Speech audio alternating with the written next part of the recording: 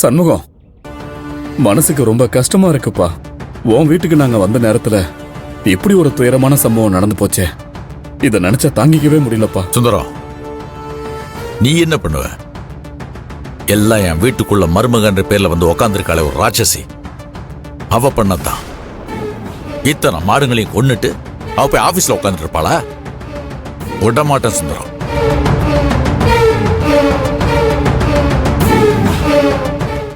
பார்த்து சரி சண்முகம், போலாங்க.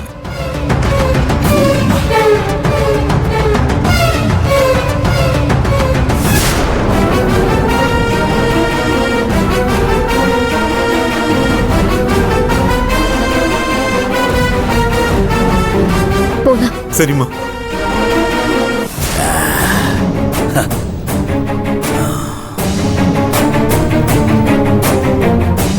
ஐயா, நானும் செல்லக்கிளி சித்தப்பாவும் போலீஸ் ஸ்டேஷன் போய் கம்ப்ளைண்ட் கொடுத்துட்டு வரோம். நீங்க வீட்டுக்கு போயிடுங்க. சரிம்மா. அண்ணா, அந்த சாம்பிள் தண்ணியை எடுத்துக்கிட்டியாமா? எடுத்துக்கிட்டேங்கய்யா. சரிம்மா.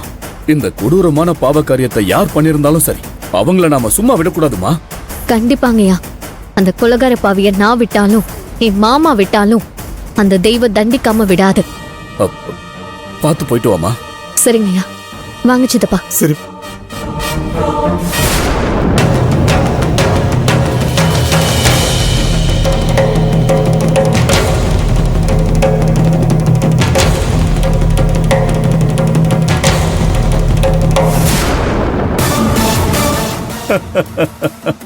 ஏண்டி அண்ணா, அந்த தெய்வமாடி தண்டிக்க போகுது. அந்த தெய்வம்தான் உன் மாமனையும் உன் குடும்பத்தையும் தண்டிக்கிறதுக்காக தான் எங்களை இங்க அனுப்பியிருக்குடி. உன் மாமங்காரன் பெரிய மருமக மேல சந்தேகப்பட்டு போய்கிட்டு இருக்கான்.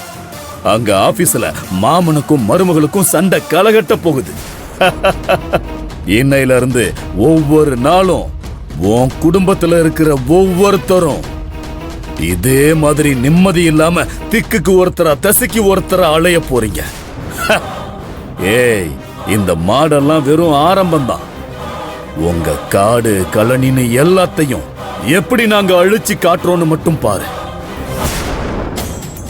தெய்வம் தண்டிக்க சொல்லி உன்னை அனுப்பிச்சுச்சா? தெய்வத்தோட தண்டனை எப்படி இருக்கும்னு தெரியுமா? இப்ப காட்டுறேன் பாரு.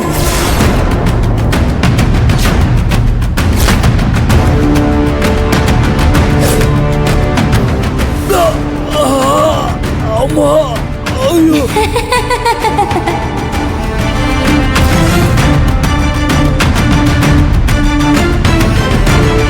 அம்மா, ஐயோ.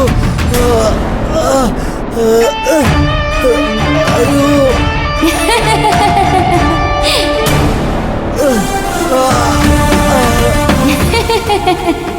தப்பு செய்த கெட்டவங்களுக்கு கை மேல தண்டனை உண்டு.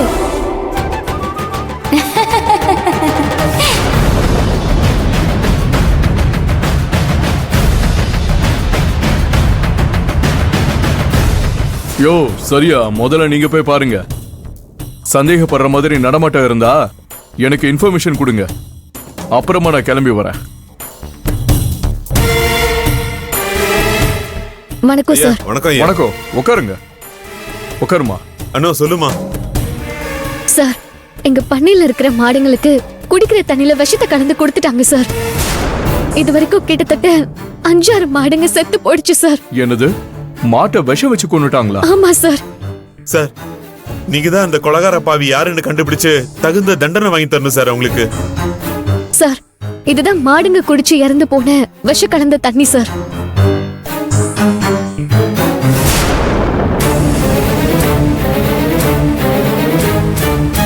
இந்த தண்ணிய லேபுக்கு அனுப்பி இதுல என்ன மருந்து கலந்துருக்குன்னு கண்டுபிடிச்சு ரிப்போர்ட் வாங்கணும். கலந்த மருந்து என்னன்னு கண்டுபிடிச்சிட்டா அது இந்த கேஸுக்கு பெரிய லீடா இருக்கும். சரிங்க சார். உங்களுக்கு யார் மேலேயாவது சந்தேகம் இருக்கா? சார், சந்தேகம் எல்லாம் ஒண்ணும் இல்ல சார். தீர்மானமாவே சொல்றேன் சார். நம்ம ஊர் முனிசிபாலிட்டி கமிஷனர் ரம்யா இருக்காங்களே சார், அவங்க தான் இதை பண்ணிருப்பாங்கன்னு தோணுது சார் எங்களுக்கு. என்னாச்சு சார்? ஏமா மறுபடியும் முதல்ல இருந்து ஆரம்பிக்கிறீங்களே? அதை நினைச்சுதான் நொந்து போயிட்டேன். உங்களுக்கு எல்லாம் வேற வேலையே இல்லையா? இப்படி ஏதாவது சொல்லிட்டு வம்ப வழக்கை இழுத்துட்டு வரீங்களே. என்னங்க சார் இப்படி பேசுறீங்க? எங்க மாடை கொன்னவங்கள சட்டப்படி நீங்க தண்டிக்கணும் சார். சட்டப்படி தானே நடவடிக்கை எடுப்போம். சார் எவ்வளவு சீக்கிரம் முடியுமோ அவ்வளவு சீக்கிரம் கண்டுபிடிச்சு கொடுங்க சார். சொல்றேன். நீங்க மட்டும் ரிட்டர்ன்ல கம்ப்ளைண்ட் எழுதி கொடுத்துட்டு கிளம்புங்க. நான் முறையா ஆக்ஷன் எடுத்துக்கிறேன். ரொம்ப நன்றிங்க சார். பரவாயில்ல, இருக்கட்டுமா?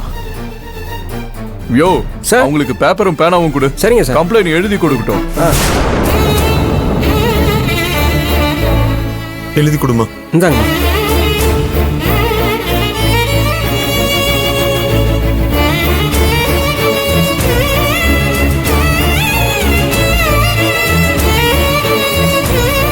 சார்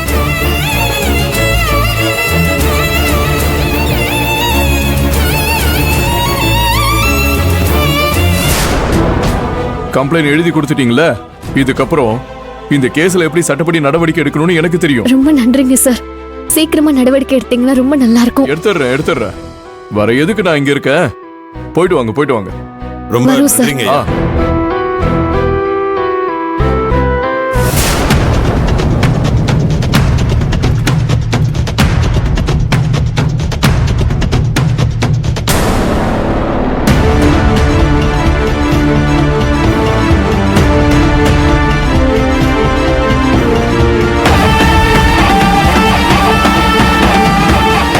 ஹலோ சார், வாங்க. என்ன சார் இன்னைக்கு கார்த்திக் சாரோட நீங்களும் வரீங்க? ஆச்சரியமா இருக்கே. கமிஷனரை பார்க்கணும். வெயிட் பண்ணுங்க சார், மேடத்துல சொல்றேன். அதுக்கெல்லாம் நேரம் இல்லப்பா. நவரு. சார். அங்கிள் வாங்க அங்கிள், உட்காருங்க. என்ன சார், கார்த்திக் சார் அவங்க அப்பாவும் நீங்க பேசுனது கூட கண்டுக்காம இவ்வளவு வேகமா உள்ள போயிட்டு இருக்காங்க. என்ன சார் நடக்குதுங்க? அதாங்க எனக்கும் தெரியல. ஏதோ பெரிய பிரச்சனை தான் சார். என்ன அங்கிள், திடீர்னு என்ன பார்க்க ஆபீஸ் வரைக்கும் வந்திருக்கீங்க? ஏதாவது முக்கியமான விஷயமா?